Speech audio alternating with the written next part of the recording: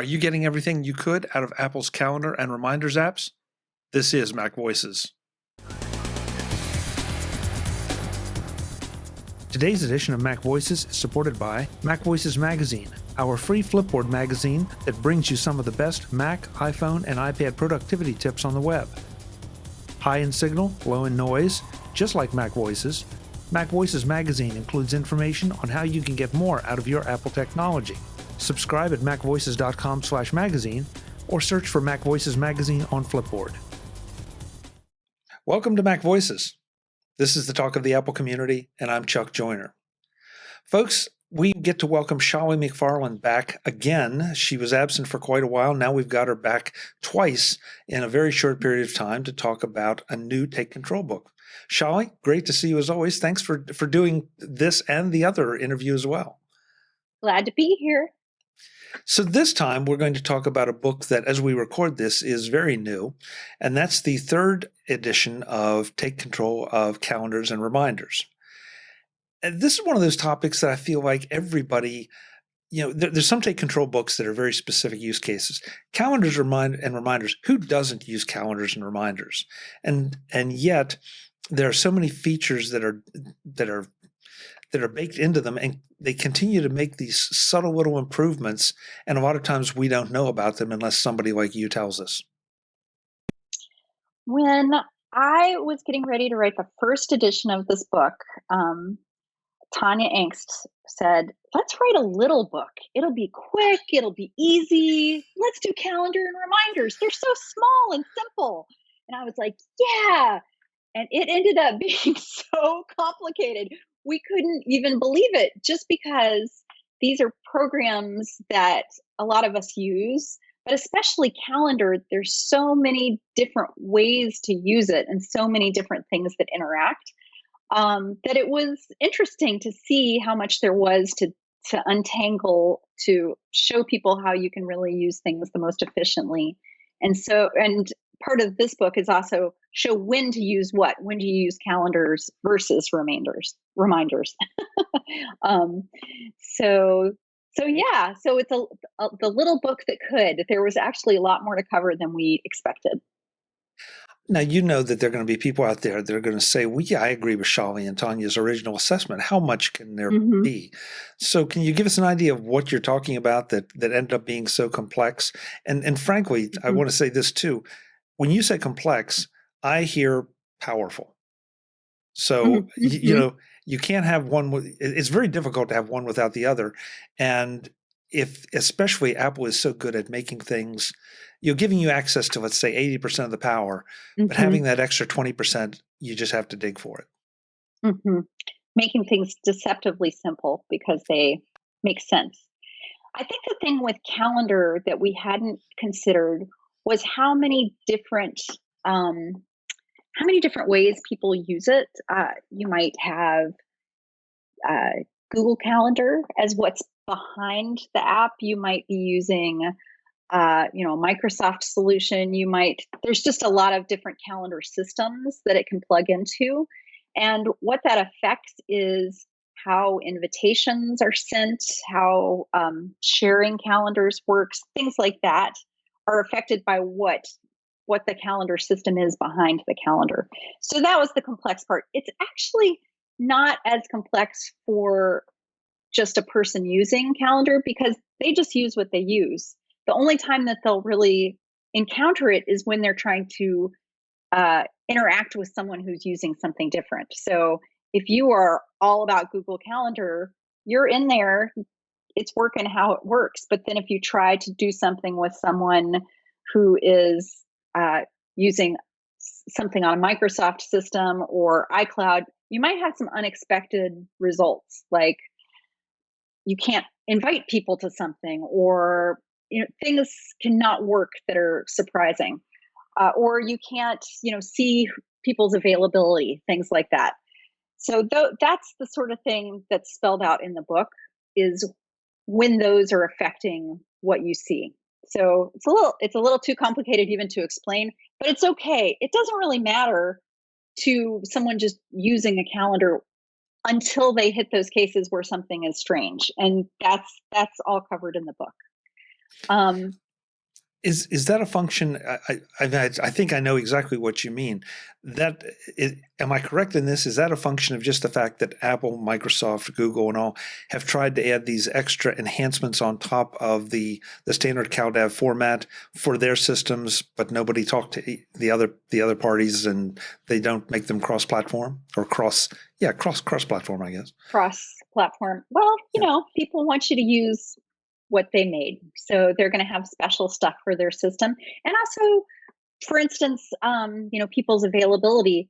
The only reason the calendar system knows that is because you're on that server. So if you aren't on that server, you just don't have access to that information. And I think that that's stuff that most people just don't really understand. They just don't understand that. They haven't had to understand it. They're not even aware of it. The calendar just magically is there. and Apple does all it can to maintain the magic, which we all would like have maintained. You don't really want to have to understand what a calendar, what the servers are, what's, where things are stored or how things are working. Um, so so you don't need to understand it. If you're having a problem and you have the book, you can usually track it down what's going on just looking through our troubleshooting advice or the setup advice that's in the book. I personally get a little touchy when people want to look at my schedule and know what I'm doing when, we're about to go off into a privacy discussion. We won't do that, but there are advantages and disadvantages to this. And again, it's one of those things you want to make sure you know when you turn on a setting, exactly how much and what is being shared. They're just trying to get a meeting with you, Chuck. That's all. Yeah.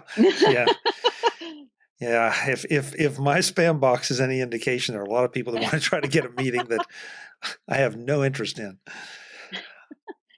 So you said something interesting when you were talking about you and Tanya having the conversation. Am I a bad person for putting what maybe should be a reminder on my calendar, or using the reminders to try to put something on my calendar, or vice versa? I mean, is there a proper way to use one or the other? Well, a proper way, it's really what's going to work best for you. So, say, for instance, you need to remember to take out your recycling every Tuesday morning. You could put it on your calendar and, you're looking at your calendar. That's not a bad solution. But if you don't want your calendar to be cluttered up, put it in reminders. Like, reminders is really for things that you don't want to clutter your calendar with, that you don't really need on your calendar. Like, you don't have to block off time on your calendar for taking out the recycling, if you see what I mean. So, yeah, I mean, they can do some of the same things, but they have their strengths. So, with your calendar, you're going to want to track your daily schedule, invite others to meetings, accept or decline invitations, share a calendar with other people, get calendars from other sources like your favorite sports teams, and set alarms for meetings. But reminders can help you remember the more random task and the things that are just going to clutter up your calendar. And then they also can do lists and to-dos, which are not something that you do in calendar anymore. Way back in the dark ages, there were to-dos at the side of calendar, but they have since separated, and now all the to-do items are in reminders. So reminders has a little bit more of the lists and project management even, and just those random tasks that occur to you or that you want to remember to do later. And it's actually reminders that has the most changes. So I can talk about that a little bit if you would like. Sure. Because Big Sur did bring some, there are very few changes to calendar, but there are some changes to reminders this time around. Probably the biggest one is you can now assign a reminder to someone else.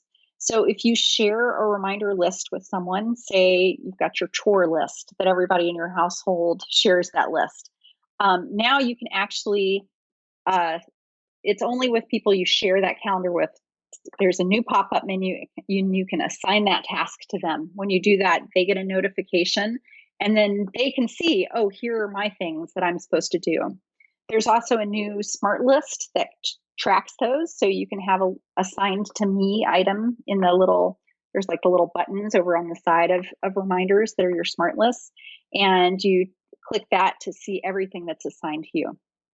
That's kind of a nifty new feature that really takes reminders up a notch in terms of how powerful it can be. It's been a fairly simple, very, very useful, but simple to-do list and project tracking app, but that does take it up another notch, which is really handy, very convenient for people.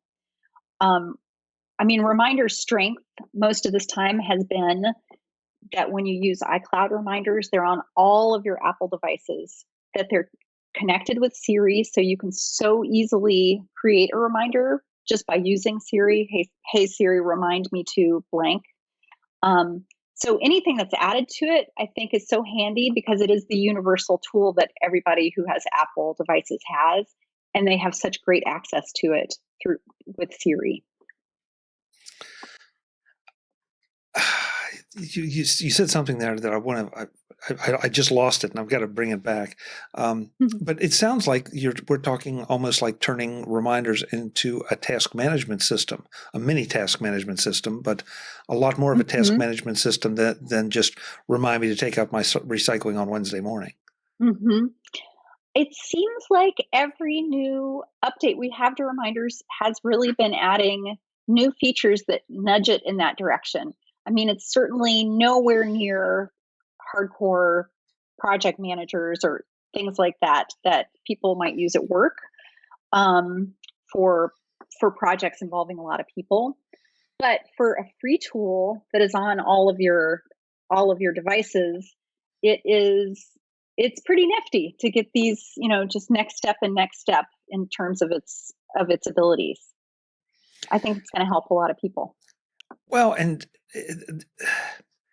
it may not happen as fast as a lot of us would like, but it seems like all of the free, if you buy a Mac or an iPhone or an iPad, et cetera, they all are getting slowly but surely better.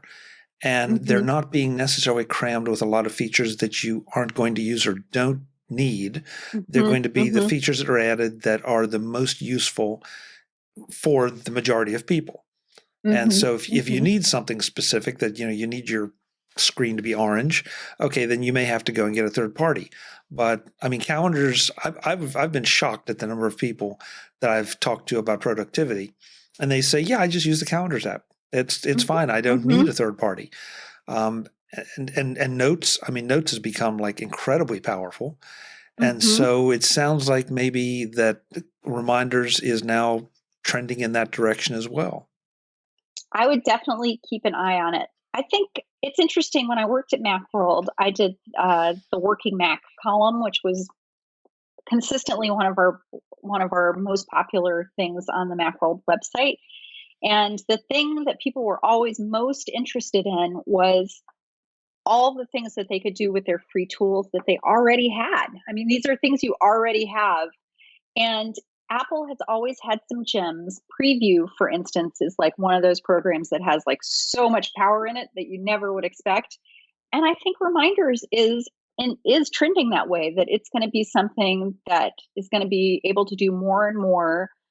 And if you have the choice of having to find and buy a tool versus just using the thing that's already on your Mac and it's already free, a lot of people are just going to use the thing that they've already got.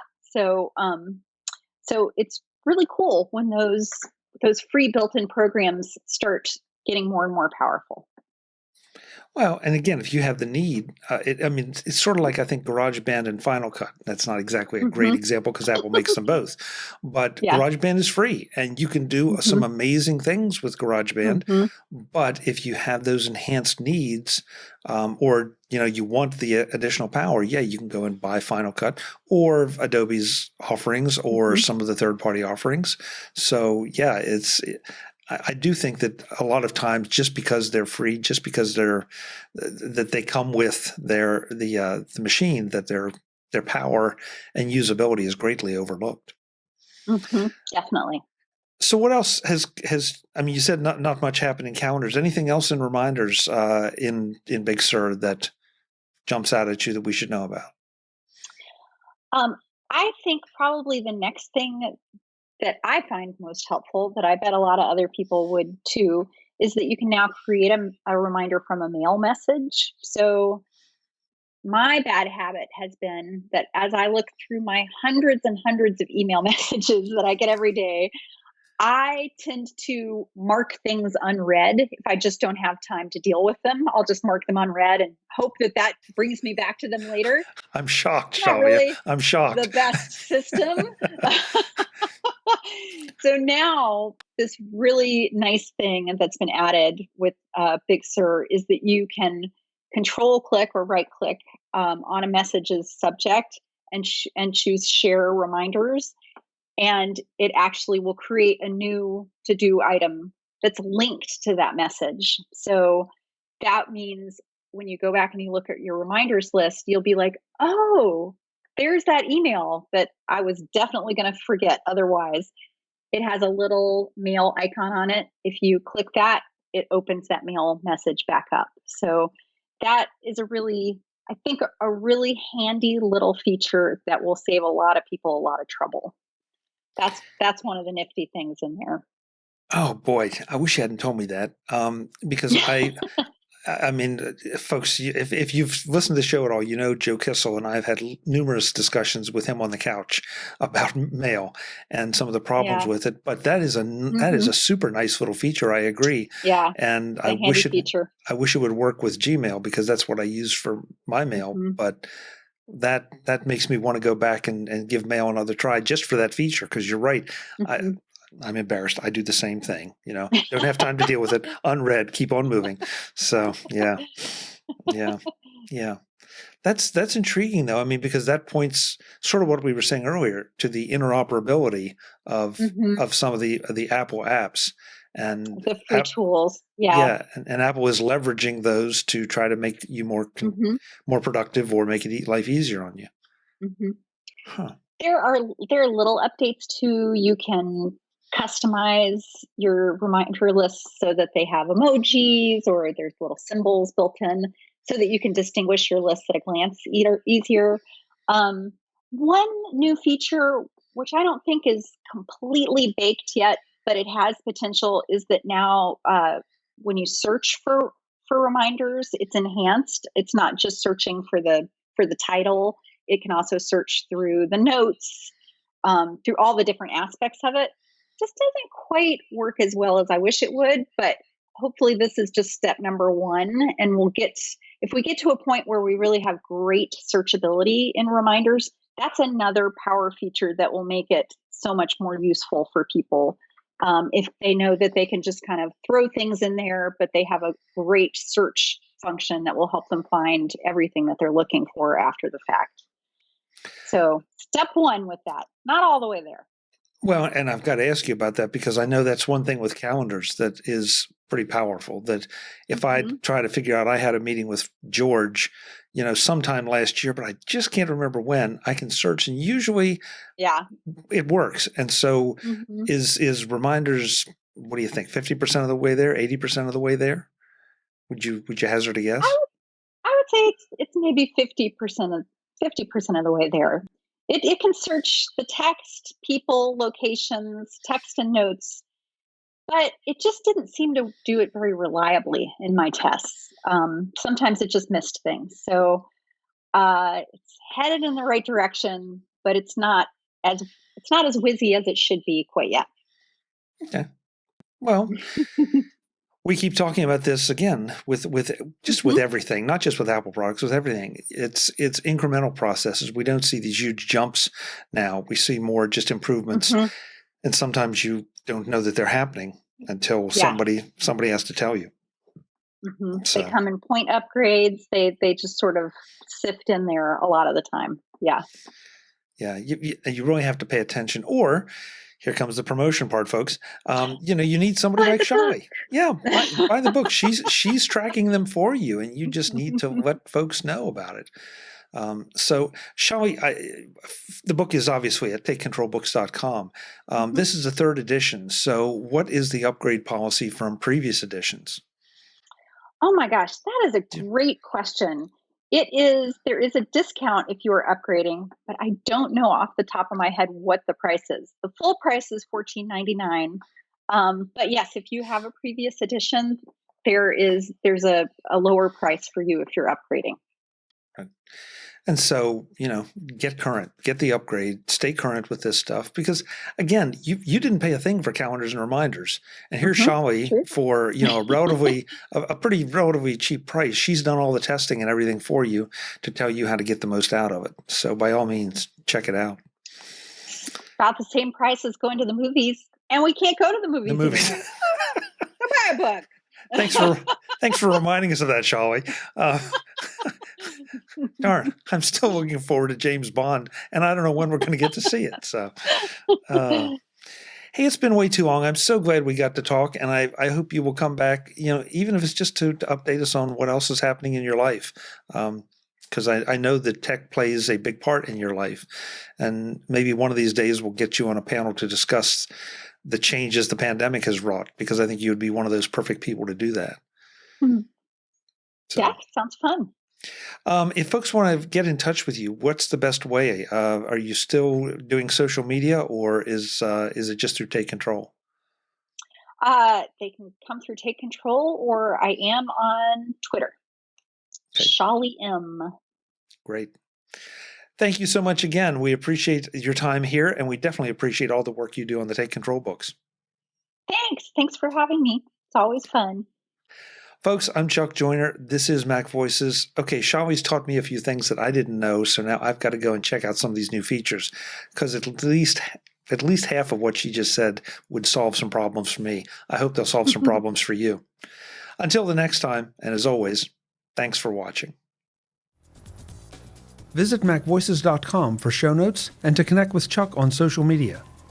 Get involved in our Facebook group or like our Facebook page, and get more out of your Apple tech with MacVoices Magazine, free on Flipboard and on the web.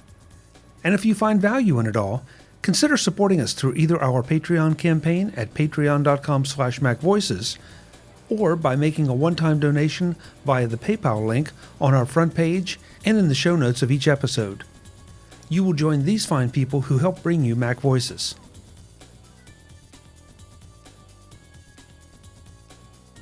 Advertising handled by Backbeat Media at backbeatmedia.com.